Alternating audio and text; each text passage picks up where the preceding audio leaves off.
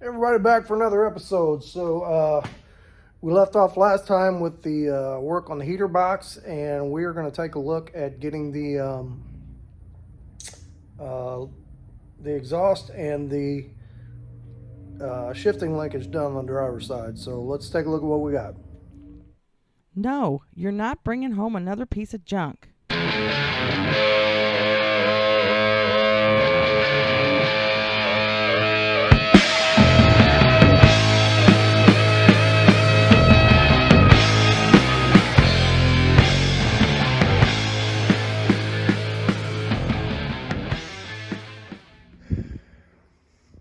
Okay, so heater box is sort of back together. I need to put my heater core in here. So I could not find that one anywhere. But I did find one for a Comet that looks pretty close that I think can make work. It ought to be here in a couple days. So we'll put this back together and the heater core slides right in there. So I'm gonna wait till that gets here and then we'll see if we can get that together. But anyway, over here, and you know, I found a little lapel mic for an iPhone that I had, and I tried it out and it will not work. So I know a couple of you said my audio is not loud enough sometimes, so I'm gonna order me a good lapel mic and see if that makes these better. But for this one, we'll do it like this. So anyway, I have got this piece of exhaust just kind of stubbed in there for right now. And what I got to do, I ordered these things that I lost, the O2 sensors, and I got the O2 sensor bung, and I just had one put together. What do I do with it? Here it is. So there's the bung it screws into, and we got to drill a hole in the pipe and we got to screw it on there, but I got to figure out where is it gonna fit and not interfere with the shift linkage, which this ought to be real good. Maybe on this side.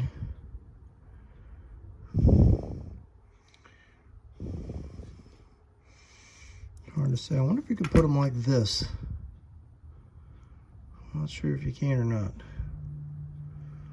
But I'll tell you what, we got that like that. Let's go ahead and mess with figuring out what we're going to do with the shift linkage first.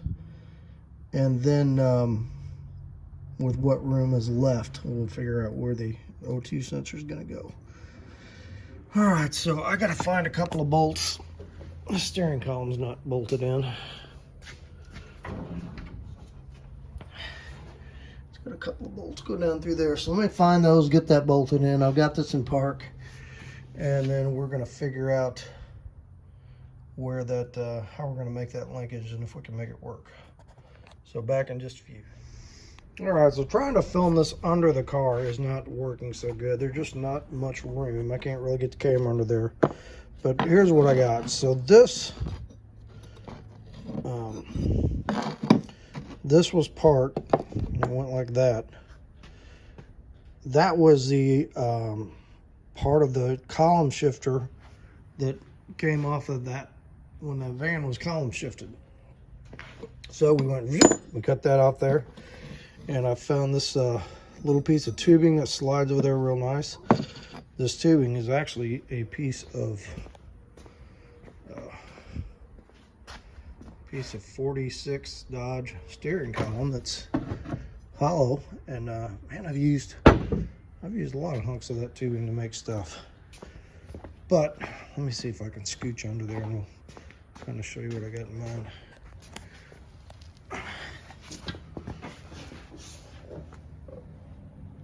I can do that whacking my head. Okay. All right. So, if you can see, so here's this is the transmission. It's got this arm on it, goes up, connects to this arm, and that's your shifter. So I need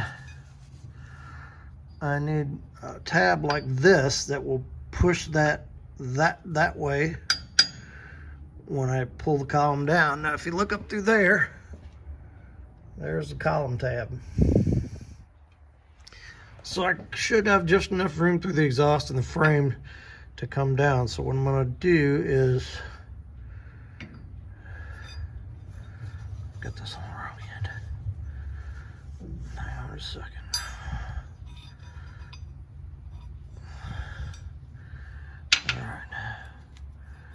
So I'm gonna make a bracket, weld it to this. We're gonna screw it to that. Then the column shift should come down and hook onto that tab. Then I need to make, see that bracket there? That was the cable bracket for the shifter. So if I do that, and I think if I put another tab on there and make another bracket to go to that, when I push down on this, it should push that way on that and shift this thing. But I've got to have both ends of this sturdy. So that's where I'm going. I know it's kind of hard to see, but let me see what we can do here and see if we can get this to work. I think we're zeroing in on it. All right, back in a bit here. Oh, can I turn this off without dropping it on me? All right, so I made this little dude here, and we welded that to that tab, and it's not going to go anywhere. And we're just going to take some of these big self tappers and screw this to the frame. And let me do that, and then we'll take a look at it. I did get my screws in the column too, so it's secure. Yeah, I just started cleaning up some brake parts, the brake distribution block I'm going to use again. And want to get my master cylinder on here and get my front brake lines made while all this is off, and kind of work on that, and starting to have some ideas about, I wonder if this vacuum wiper motor can we make this Lincoln wiper motor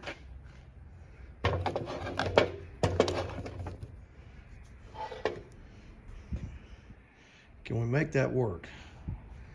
I mean, they take up about the same amount of real estate, so I'm kind of wondering maybe if we can. I know this one, like when it turns, I think this rocks back and forth. I don't think it goes all the way around. I don't think this thing is any good. This one I think spins all the way around, so I don't know if we can make it work or not. But we're gonna play with it, you know, see what we can do. Worst case, maybe we'll see if we can renew this dude. So anyway, I'm squirreling out here. Let me get that screwed on there and we'll take a look at what we got. All right, so I've got this screwed up here. Got the big old self tappers in there. And this rotates good here. So I've got this bracket over here where the cable used to go. So I think I'm going to use it. I'm going to take another piece of this tubing here. We're going to cut it. And I'm going to put it on there and just tack it. And that's what will hold this thing. Then to take it off, I just take these two bolts off, get this bracket loose, and we can slide the whole thing out. I am going to have to cut some of this off because I got to line it up with this. So I'm thinking if I got a tab here and I got a tab here, if I push this down, this tab will go down and push that back like that, and vice versa. I think that'll work. I don't know if I'll get enough travel out of it to be able to put it all the way in low, but we'll see. As long as I can get park, reverse, neutral, and drive in one of the lows, I think I'll be all right. But it should work out okay. And then I got some rod I'm going to connect from here up to the tab on the column. So we're making some headway here. Little geometry. All right, let me cut another piece of that, and I'll have to clean this up a little bit. I'll take that off and clean it up. And then we'll just tack that on there so it'll stay, and then I can pull it off and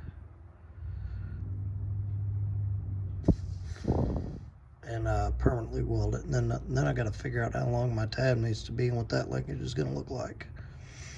So we're getting there. All right, let's look what we got so far. I went ahead and made a piece of 3/8 rod here, and I had to put a bend in it. So we'll drill this out and we'll put a cotter pin in it. But under here,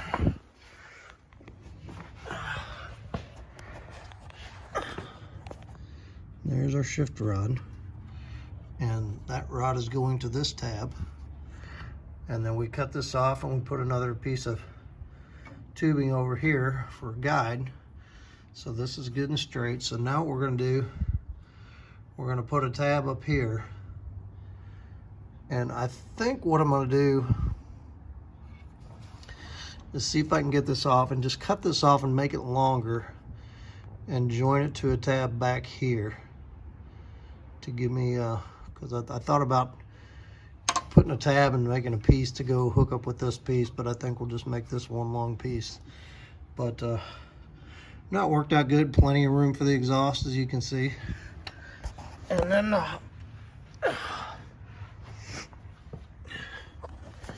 plenty of room here that we can put our O2 sensor like right in here somewhere. But yeah, it worked out good. I was a little worried, you know, as close as everything was in here, but I think it's going to work out good. So I'm going to wrap it up for tonight, and we'll get back on this tomorrow, try to finish up that last piece of it. And then once we get that done, we'll go ahead and cut a hole in this. We'll get that weld that bung in for that sensor, and we'll get this welded up. And then we'll see where we're going to go from there. So, going good. All right, so let me show you what we did here. So, I was looking around for what I got in the scrap pile. And this was actually the original shift rod from the column shift down to the old Ford transmission on the thing. So, it had an adjustable end on it, like this, that I was able to get apart and get cleaned up and lubed up, and it's in pretty good shape. So what I did was I cut the end off the rod with the adjustable part, and I welded it onto this rod, which goes on the transmission. So that's going to give me this much adjustment here, and then we kind of also did that with the shift rod over here. If you can see it down there. It's got one of those adjustable things there too. So I've got, you know, 1.5 inches or so of adjustment on here, or really as much as I need on this side, and then probably a couple inches of adjustment over here. Oh yeah, I got 2¼ inches of adjustment.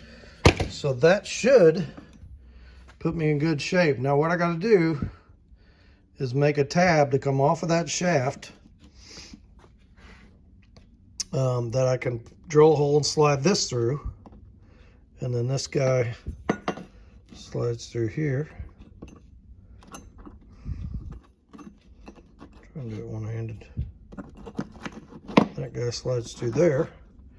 And we tighten that down on there. And that should work. So let me tell you what, I'm gonna put this back on the transmission and take a measurement of how long I need to make that tab, and then we'll find some other piece of scrap in the old scrap bucket here to make that tab out of. Well, that might work right there. But we'll get that made and we'll get that welded on there, and we'll see how this thing works. So back in just a few. All right, I guess you can see that. So I made this tab right here, and it's just made a little notch. It's just sitting there on that shaft. I got my adjuster just finger tight up there. So that's about where I want it. I'm gonna get my welder over here and we're gonna put a spot on that. I'm gonna throw a cotter pin in there and just snug that a little, throw a cotter pin in this other thing, and we will see, do we have a working shifter? But I mean, it came out nice. You can see where the exhaust pipe is. It's out of the way. Plenty of room for the O2 sensor. I think I showed you that last clip, but I'll show you again. All right, let me get this tacked in there, and then we'll give her the old test. Okay, I think I have it tacked good enough to where it won't come apart. So let's see. Reverse, neutral, drive, first, second, third.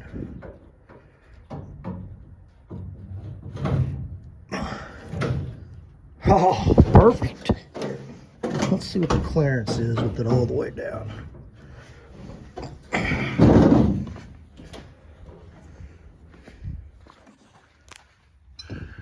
Yeah, we probably need to trim the end of that off.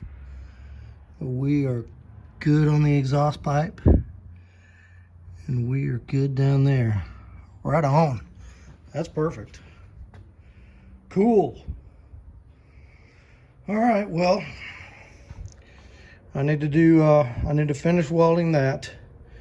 Finish welding that exhaust pipe, put that O2 sensor bung in, and we'll probably put a washer on the back of this thing, I think, so it doesn't slide in there too much. But no, that's good. I like it. Let's get a good look underneath here. Oh yeah. It's like exactly where I want it to be. Okay. Well, that is how you build a homemade column shifter out of the column shifter from a 91 GMC van, the column shifter from a 59 Ford Wagon, and the steering column tubing from a 46 Plymouth, and a couple pieces of scrap. So that came out good. All right, I'm gonna go ahead and do all that other stuff off camera. That finished welding and all that, we don't need to mess with that.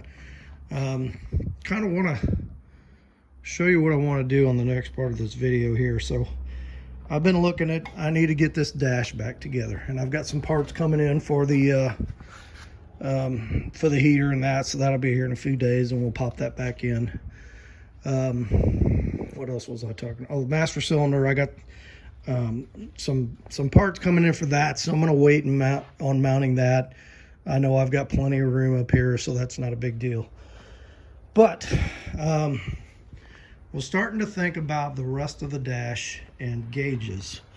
And so here's our factory gauge set. Now the speedometer does bounce, but the drive back here is stuck solid. So I'm gonna have to take this down to get it rebuilt. That's $200 to $300, judging on the other ones I've had done by this guy down there. Then I run into a couple of problems. So one, I'll have to find the right temperature sensor for this gauge and find a place to screw it in the motor. Then I will have to find, because this transmission doesn't have a cable drive, so I have to come up with a cable drive. And that can involve taking the tail shaft off like I did on the 700R4, but I don't know if they'd make that for that Ford 4RW70, I think that transmission is. And it don't have a cable drive, it's just got a speed sensor on it. But I need the speed sensor for the computer. There is a company that makes a little box that you can put under the dash, and you take the signal off your speed sensor and it sends it to this little motorized box, and it drives the box, and the box has a cable that drives the speedometer. I think they're about $400. So if you can see where I'm going, I'm you know, $200, $300, $400. I end up with $1,000 or more just making this speedometer work and getting that temperature gauge to work. And then I still got to address fuel. I don't know if that gauge works. I still got to get a fuel tank. So I got to thinking. Let's take a look over here. This is how much wire is in a 96 Lincoln Town car. A bunch. That's what I'm looking for. So this thing had a pretty cool digital gauge package on it. So you had your speedometer, you had all your gauges in here, and I'm just looking at the physical size of this and the physical size of that, and I'm wondering, can I mount this behind this ring and essentially use this pod but have the digital gauges in it? If I do that, that solves my speedometer problem, and that solves my gauge problems.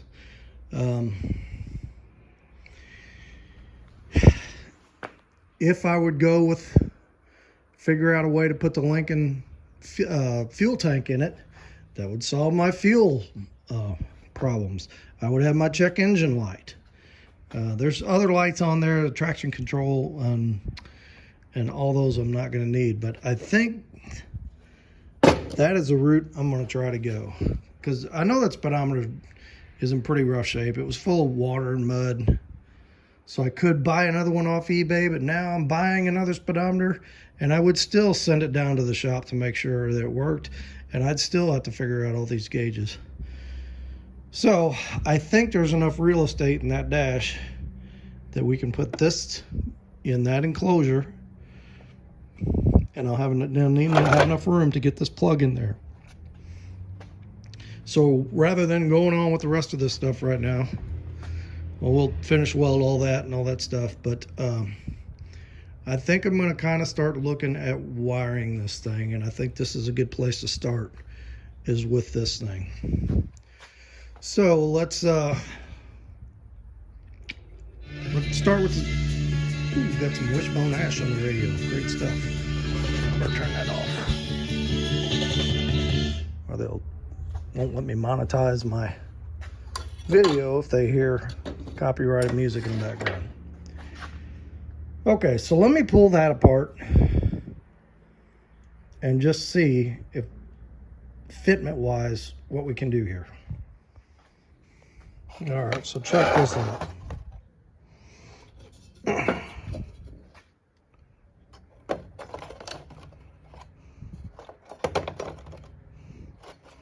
I mean, you couldn't ask for much better. So I want to get this out of here. And this glass is cracked and it's all scratched up, so I'd like to find another lens for this thing. I'd really like to, this is like, I don't know, some kind of dark plastic. I don't know what color that is.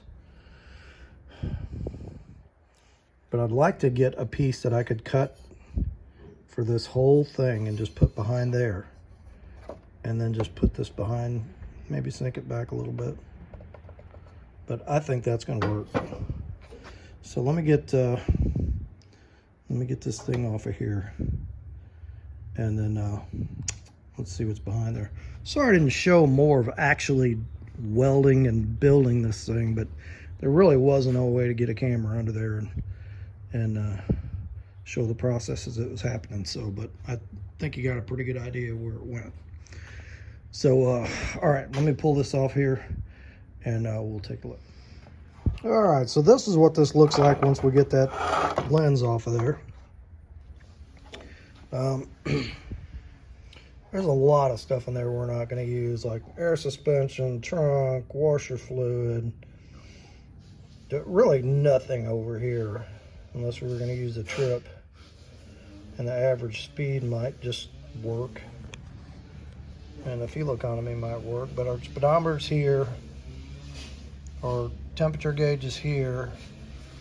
Our fuel gauge is there. There's no oil pressure gauge. I guess we can just hang a gauge under the dash, or we can just use an idiot light.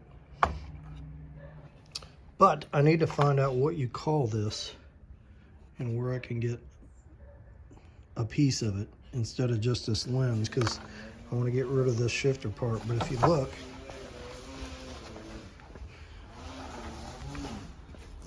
oh, it's out there weed eating.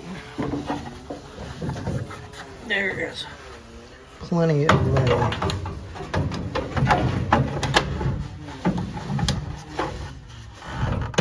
To mount this in here. And I think that'd be pretty cool. And I think it would save a lot of money if we can get it all to work right. So I think that is the route we're going to go.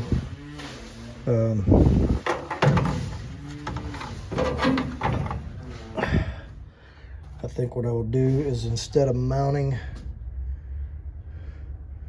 that trim ring to this, we'll make up a bracket here and here, and we'll mount it to this, and then put the trim ring over it. So, what do we want to do next? I think we're gonna have to start digging some wiring out. So let's take a look at this wiring and see what we got. All right, chain the line here. Let's see if we can build a mount for this thing. So I just got some square tubing, and that will line right up,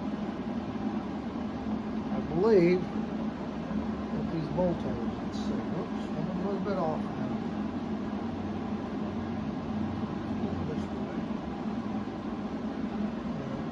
There and one. This one here. Okay, we'll cut that off when we're done. But I'll go ahead and get this thing mount figured out in the dash.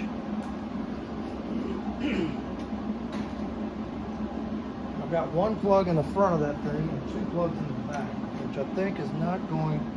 I think I'm gonna have plenty of room to plug those in. So tack this together real quick.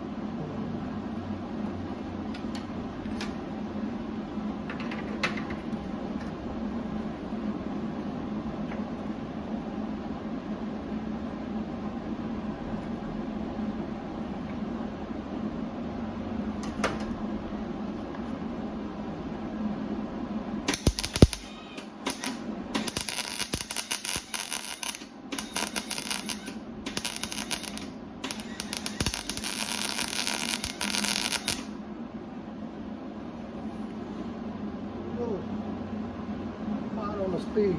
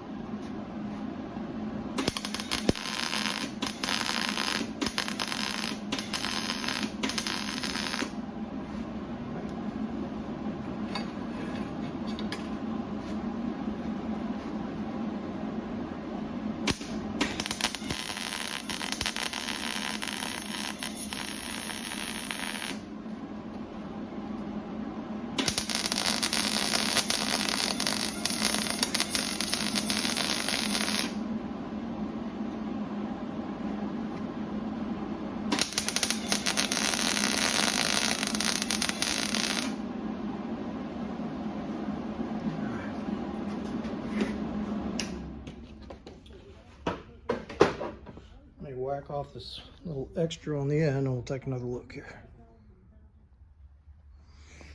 Okay, so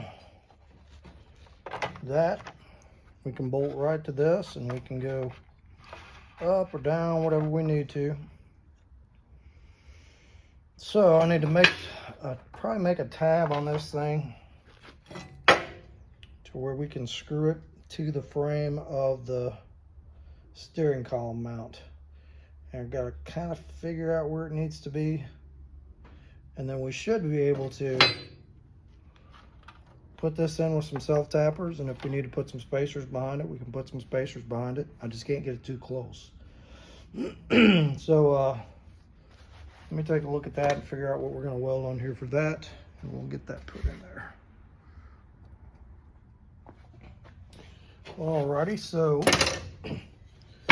made this tab and welded it on here, and we're going to screw that to the steering column brace, and then let's see what that looks like. Okay, so we got that in there. I don't know if that's exactly in the right place or not, but we're going to kind of start there, and then we can see if we need to move it forward or back or tilt it or whatever. So let's screw this on here, and then we'll take another look. All right, so there it is with the trim ring on it. I think we can make that work. I'm gonna have to kind of make sure I black out the bottom of this. If I just put some plexiglass behind that, and I think it's gonna need to, I think it needs to tilt forward a little bit. Get a lot of space up in there. So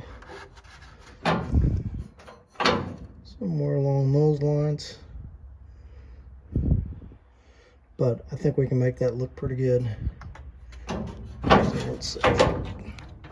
Oops, hang on a second. We had that trim ring there, and we tilted that forward like that. And we black out that bottom. That's gonna look pretty good. All right, so we're gonna go with that. I'm gonna have to, I need to put some spacers behind that thing. At the top to bring that out a little bit. But I can't really go, yeah. I can go down a little bit. So maybe we lower it some. But then we're gonna have space at the top, so I don't know, but that fits pretty good, and I think that's gonna work. So all right, so let's start digging out this. We'll just temporarily leave that like that. And well, one thing I gotta check. There's two plugs in the back. Can I get to them?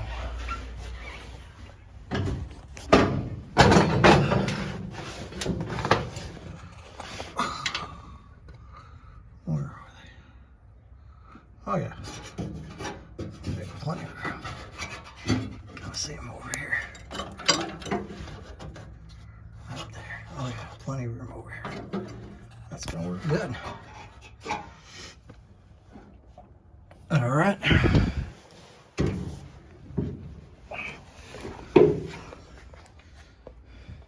So that's what we're going for. All right, let's start digging some of this wiring out. All right, so we are ready to start on some wiring. And I still need to finish weld all those little things I did in the last few days, but we'll do that off camera. You know, it's you kind of see how it all went together and how it all works, so no need to watch doing those final welds on that. But anyway, I kind of set my bench up here. This is my where I set my wiring bench up, and I have got a 96 town car electrical vacuum troubleshooting manual. It's a Ford manual. Got this off of eBay, so it's pretty much got everything in here we need. And then I've got a printed out a wiring diagram of the wagon. So off of these two, we're gonna wire this thing. So it's not, if you watch me wire the 61, when I did that project, I basically took the whole van harness and used the whole harness in the car and shortened it and lengthened it, you know, and used the factory gauges and all that. So everyone's a little bit different. The wiring harness for this thing, I used, you know, a regular GMC van wiring harness, and cut out what I didn't need, you know. So a lot of it landed in the same place. But you saw I used the 56 Cadillac dash, and so we made some changes in there, and we're going to be doing the same with this. So we're going to be so powertrain wiring will go to the regular Ford ECM, or EEC as Ford calls it. It's not an ECM or PCM, it's an EEC for Ford. And then we're going to do the dash wiring, but we're going to have the, you know, the regular light switches and wiper switches, and the column turn signal shifter, and that kind of stuff. And then the regular chassis wiring, the lights and all that, you know, will follow the Ford diagram on. So it's going to be kind of a hodgepodge of two.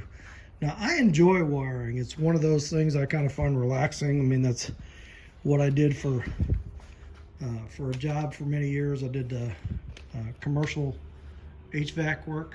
So I like reading wiring diagrams and, you know, digging through relays and processors and that kind of stuff and figuring out how it all works. So this stuff is kind of fun to me. So I was kind of excited about getting on this part.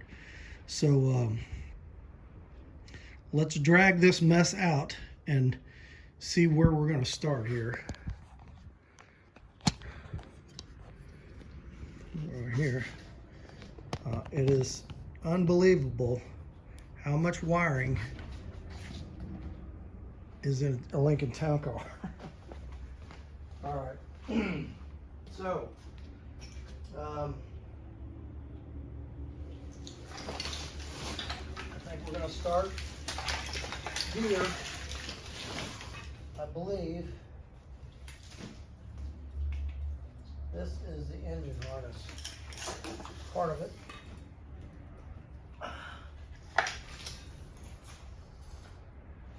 All right, so let's put this up on here. Ooh, what a mess. And then all of this is the everything else harness. And a lot of this stuff I gotta look up and figure out what it all does.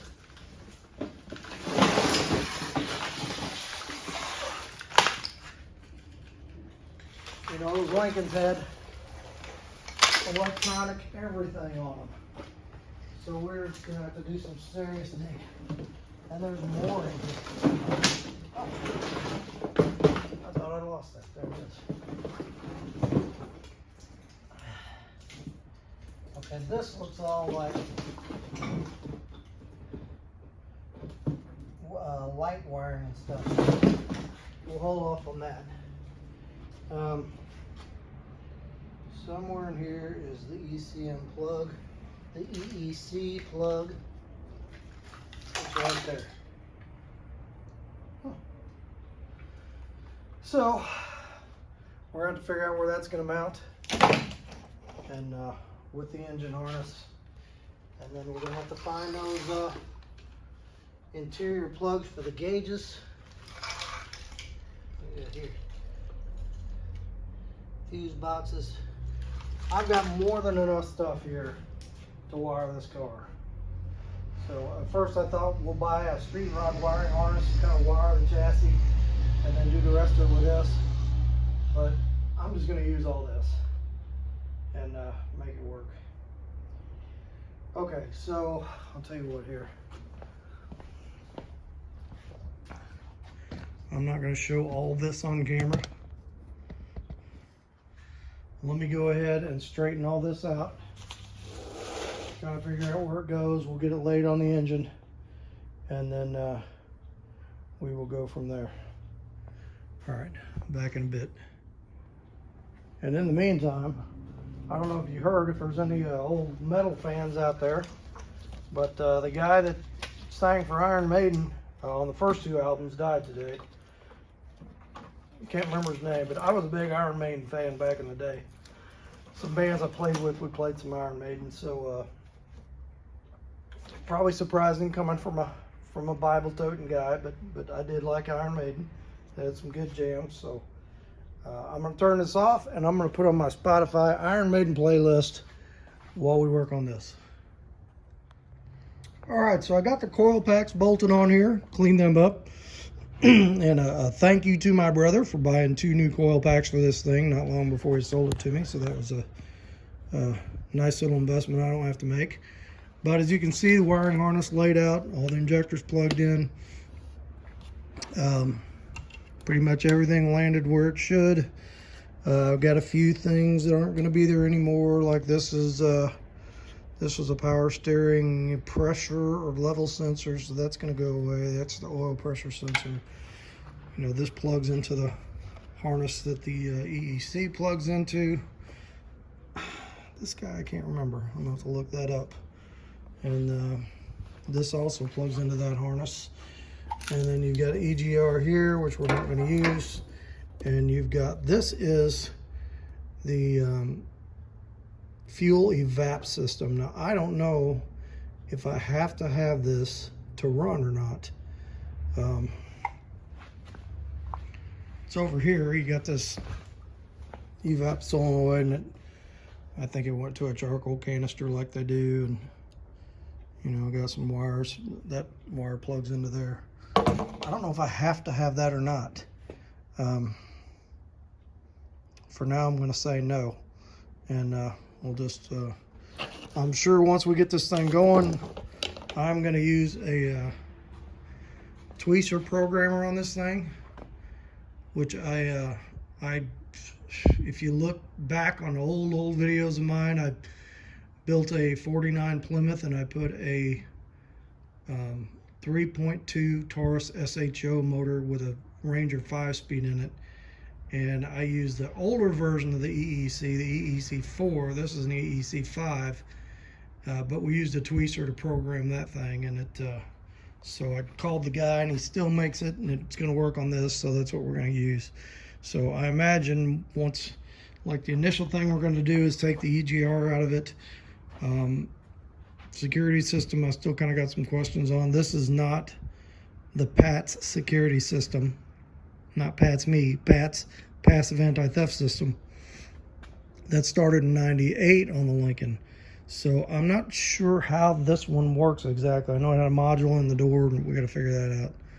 So, but anyway, most of this landed where it should. It looks pretty good, and so on. So what I need to do now is, so this is the harness that plugs into the EEC, and on the EEC5 it's 103 pins in this thing. So yeah, I got to do a pin out where I don't know if anybody's ever done that, but you look up the pin out on the wiring diagram, and you kind of got to go through every pin and say, okay, yes, I'm using this, no, I'm not using this, and eliminate as you go, and kind of figure out where some of this stuff goes. So like here's the EEC power, this little relay box, we'll be using this. EEC power relay, fuel pump relay, AC cutout relay. I don't know if I'm going to use that or not, because we're going to merge that compressor with an under dash air use system, so that's going to be interesting. In air rounds, but I got to figure out where all this stuff goes. So let me where's my EEC at? Gotta call it the right thing. That's how many pins you got coming out of this thing. On the EEC4, I think you've only got 70 pins, so this does quite a bit more. Right there, EEC5. I know a lot more about the TBI stuff than I do this Ford stuff, but we're gonna give it a go. Okay, so next thing I want to do is find the pin out in that book, strip all this insulation and tape off here, and we're just gonna start going through it and marking and figuring out. So let me get part of the way through that, and we'll take another look at what's going on.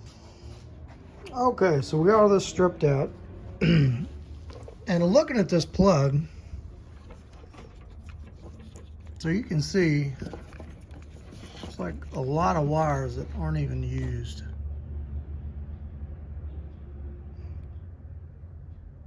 And they number the plug pretty good, so it's easy to follow. You see, you got number 1 there.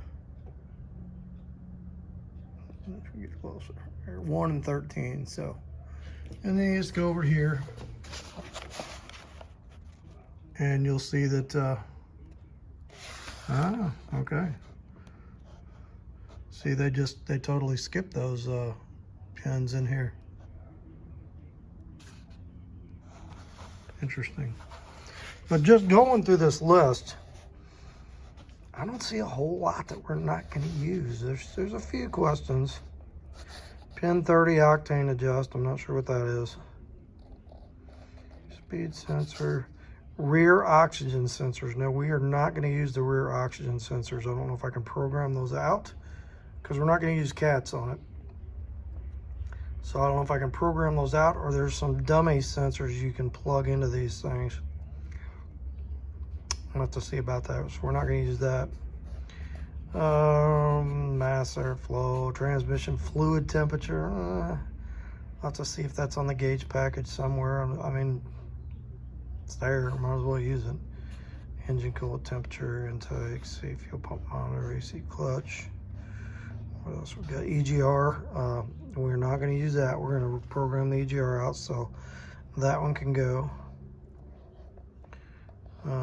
Evaporative emissions. This is one I was questioning. I got to find out if we can run without that or not. There's the other rear oxygen sensor. Speed sensor, another EGR that can go. There's injectors. EPC, electronic pressure control. I gotta see what that is. Idle air, gotta have that. Cam position, there's your front O2 sensor. The boo switch, brake on and off. Let's see what that's for.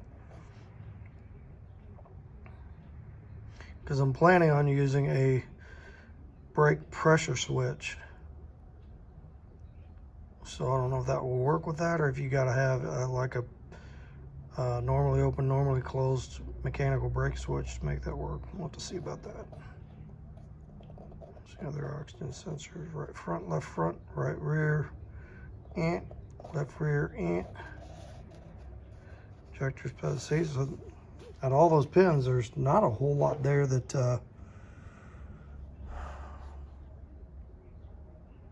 that we're not going to use. So I'm going to trace these ones down that I know that I'm not going to use, and we'll clip those off. And then the ones I'm not sure about, we'll do a little research on and see what we're going to do with those. So, okay, and then once we get that done, so that's that harness. Over here I've got this harness plugs into that harness. This is the transmission harness and the rear O2 sensor harness.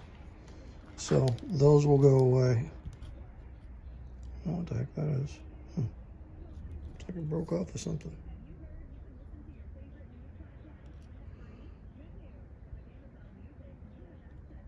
Let's look on the trans and see what that is. Okay. This is trans, this is trans. I know this broke off the module on the side of the shifter. That's that little brown dude right here. This guy. So, I mean, it really didn't hurt it. I might be able to fix that and use it again if I can get that out of there. Or maybe we'll do a boneyard run and get one of those. But yeah, we're coming along. And then this is your battery harness. And this is your, what's this guy? Oh, this is alternator and ground.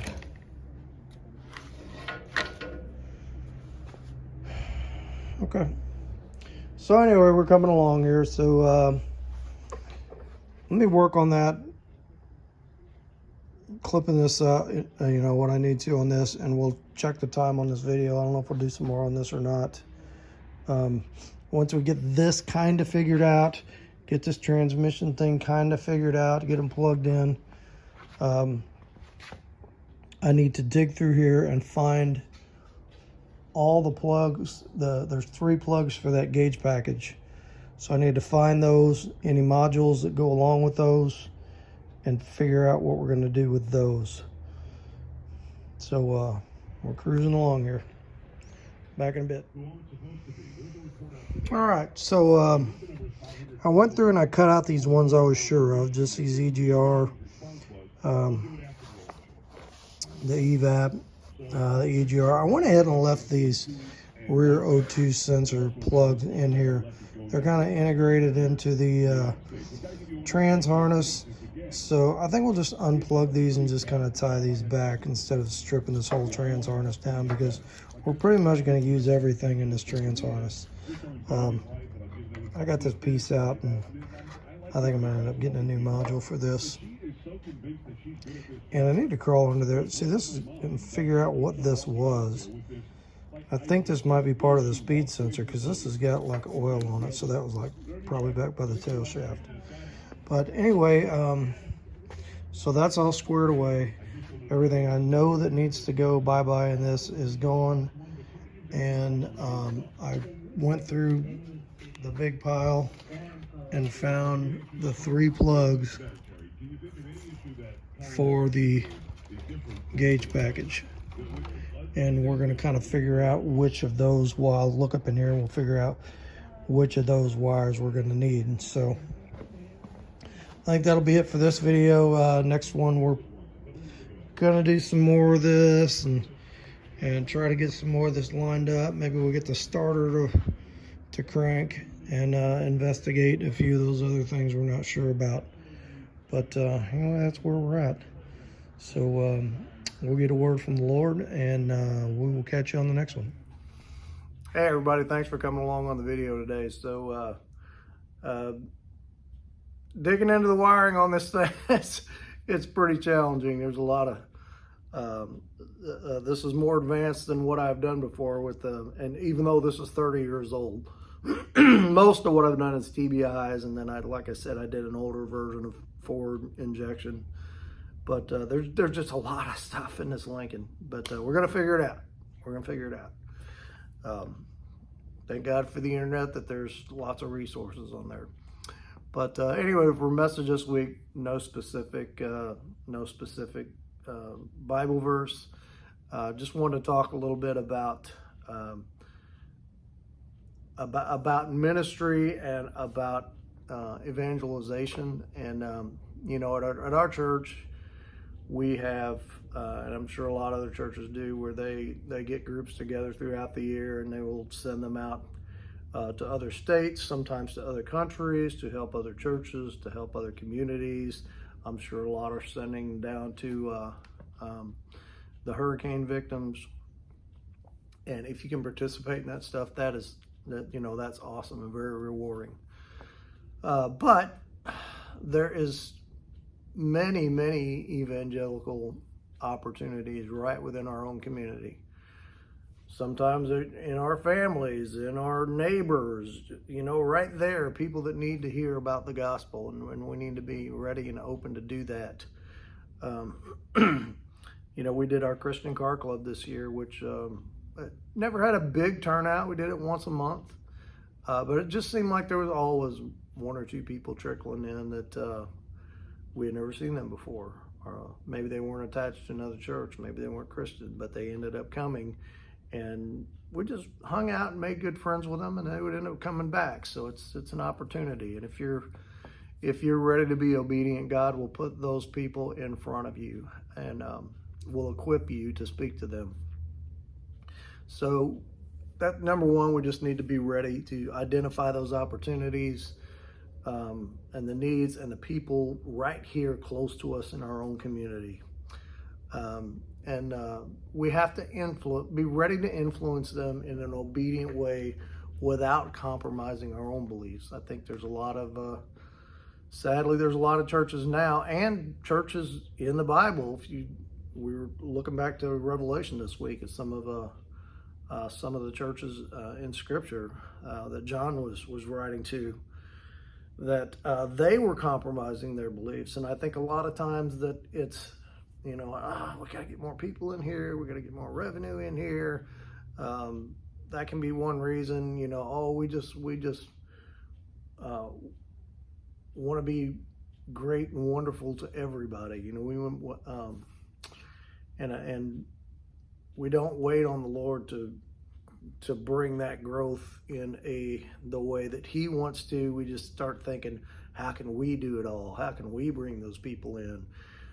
Maybe if we compromise this, or we compromise that, maybe, and I'm sure you can think of all kinds of ways that can be done. So we need to, our churches need to guard against that, and we need to guard against that. That when we are engaging people, that we are not compromising our beliefs. We're not being malicious or angry, but firm in what we believe, and educated and ready to defend what we believe and to listen to them, so we can relate to them and hopefully engage them in that conversation. So